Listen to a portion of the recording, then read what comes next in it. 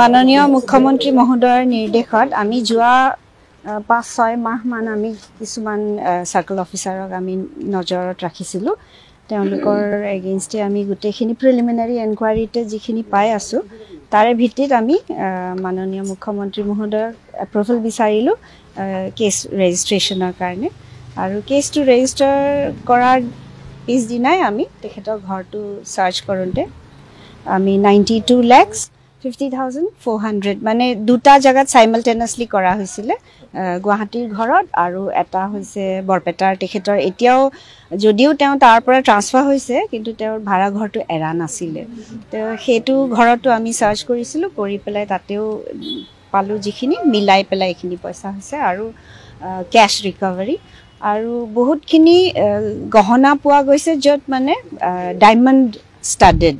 তো সেইখিনি গহনাৰ মোৰ ইমান আইডিয়া নাই কিন্তু 1-1.5 কোটি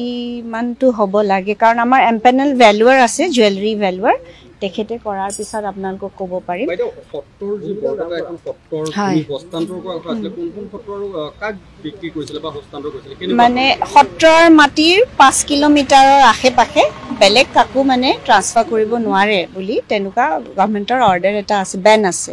কিন্তু তেওঁ সেই বেনটোৰ কথা নামানি তেওঁ বেলেগ সম্প্ৰদায়ৰ মানুহক ট্ৰান্সফাৰ কৰি দিছিলে আৰু তেনেকুৱা ধৰণৰ অকল তাৰেই সেইটোৱে এলিগেশ্যন নাছিলে বহুতখিনি এলিগেশ্যন আছিলে তো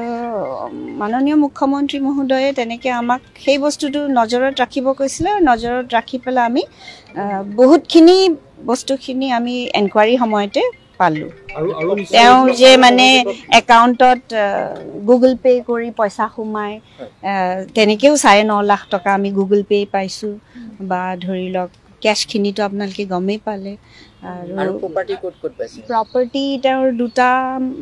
মাটি আছে এটা বেলতলা দাৰন্ধা এটা আছে জালুকবাৰী আৰু ফ্লেট 3টা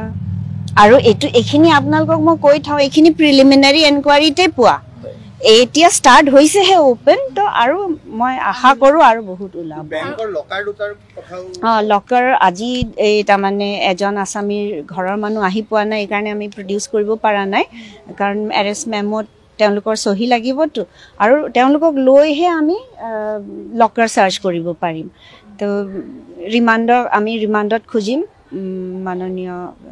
আদালতত তো দিলে আমি ৰিমাণ্ডৰ সময়ত আমি লৈ যাব দুজনক হয় হয় আৰু ঘৰৰ কোনোবা জড়িত আছে থাকিব হয় আছে জইণ্টলিও কিছুমান প্ৰপাৰ্টি এছেছ মানে তেওঁ একুৱায়াৰ কৰিছে জইণ্টলি তো তেওঁ আহিব এতিয়ালৈকে দুটা পাইছোঁ দেখা যাওক আৰু কিজনী পাওঁ পিছলৈকে সুৰজিত ডেকা তেওঁ হ'ল মানে আমাৰ হেৰিত তেওঁ বেচিকেলি কালেকশ্যন এজেণ্ট বুলি ক'ব পাৰি আৰু ফ্লেট এতিয়া গোটানগৰত থকা ঘৰটো তাৰে লগতে আৰু এটা চাইডতে পিয়া হিল ভিউ বুলি এটা আছে সেইটো বৰপেটাত থাকোঁতে এনেধৰণৰ এটা কাণ্ড কৰিছিল তেওঁ আৰু বেলেগ বেলেগ ডিষ্ট্ৰিক্টতো ট্ৰান্সফাৰ হৈছে সেইবিলাক সব এলিগেশ্যনবোৰ সব মিলাই পেলাইহে এইটো হৈছে আৰু আপোনালোকক ক'বলৈ মই বহুত সুখী হৈছোঁ যে এই ৰিকভাৰীটো কেছ ৰিকভাৰীটো আমাৰ চিফ মিনিষ্টাৰ স্পেচিয়েল ভিজিলেন্স চেলৰ হাইয়েষ্ট এমাউণ্ট ৰিকভাৰী হৈছে ৰিটাৰ্ণ বহুত আছে কমপ্লেইন হয় হয় 4খনমান আছে আৰুতো এতিয়া আহিব বুলি চবেই কৈছে ফোনতো কৈছে যে আমি যাম আমি লাগিলে আমি আদালততো আমি ষ্টেটমেণ্ট দিম ভুক্তভোগী তাৰমানে বৰপেটাৰো আছে আৰু বেলেগ বেলেগৰ পৰা ফোনবোৰ আহি আছে এতিয়া কি কৈছে জিম্মা 3 days খুজিম 3 days আছে আৰু বহুত আছে মই আপোনালোকক কৈছে অনাৰেবল চিফ মিনিষ্টাৰ ছাৰে কিছুমান মানে আমাক কৈ থৈছে কিছুমান নাম সেইখিনি আমি কৰি আছোঁ